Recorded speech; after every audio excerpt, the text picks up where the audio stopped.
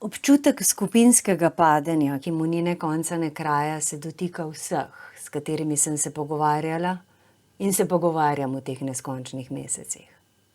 Padanje je dobra beseda. Lahko jo razumemo različno, kot poletni kamor, kot odklon od moralne norme, ki konsolidira družbo, kot odpad od civilizacije, izpad iz človeškega gnezda. To občutje združuje vse, ki v tej vojni vidijo zlo, sebe pa kot nekoga, ki je zaznamovan zaradi nedoločljive povezanosti s tem zlom. Za zunanji svet se tej povezanosti zdaj reče being Russian, za tiste, ki jih na Rusijo veže rojstni kraj, prebivališče, jezik, družinska tradicija, ljubezen, sovraštvo, dolgi spomini, včasih pa samo priimek, ki so ga dobili od dedka ali babice, pa ta povezava nima imena. V bistvu gre za to, da si kriv. Veš po bolečini, ki je ne moreš zanikati, ne zamenjati s čimerkoli drugim.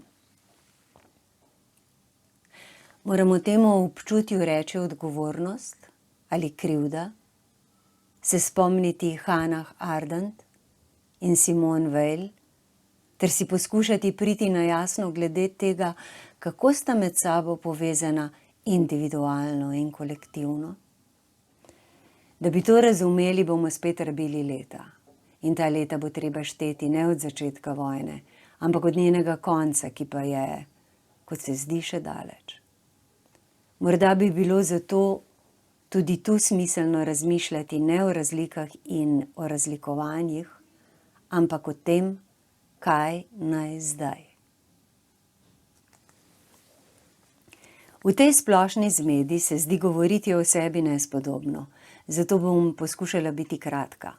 Rodila sem se leta 1972, od vojne me je ločevalo samo 30 let. Takšnih 30, kot jih je preteklo od razpada Sovjetske zveze, ki se je zgodil, kot se svoj čas govorili, skoraj da brez prelivanja krvi, pa do ruskega napada na Ukrajino.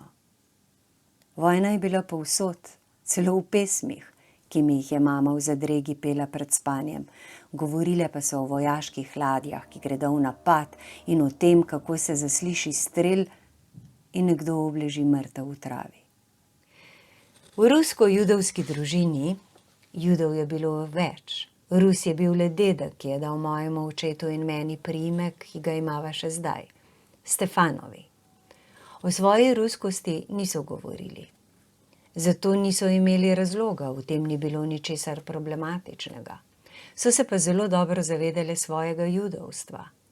Znalo je biti nevarno, povzročalo je bolečino in vzbujalo ljubezen. Bilo je neskončno pomembno, čeprav tega, zakaj je pri njem šlo in s čim nas je ločevalo od drugih, nikakor nisem razumela.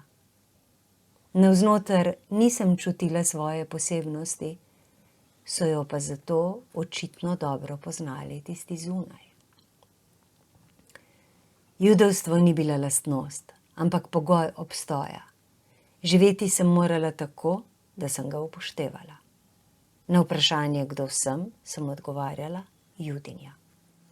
Včasih me v angleško govorečem svetu, kjer imajo takšne podrobnosti neposreden marketinški učinek, vprašajo, kako naj me predstavijo, kot rusko pisateljico, rusko-judovsko, judovsko.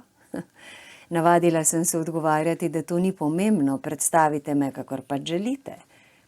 Pri sebi pa sem si mislila, da se nimam ne za rusko, ne za judovsko avtorico, še manj pa za predstavnico ruskojezične literature z njenimi nakladenimi in razstavnimi paviljoni.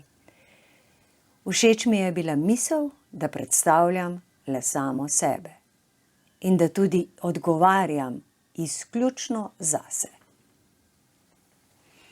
To je trajalo tako dolgo, da sem skoraj pozabila, kje in kako boli nacionalno. Potem pa se je to začelo spreminjati.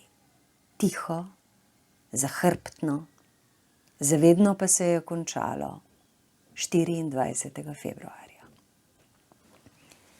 Zdaj na vprašanje, kdo sem, odgovarjam: ruska pisateljica.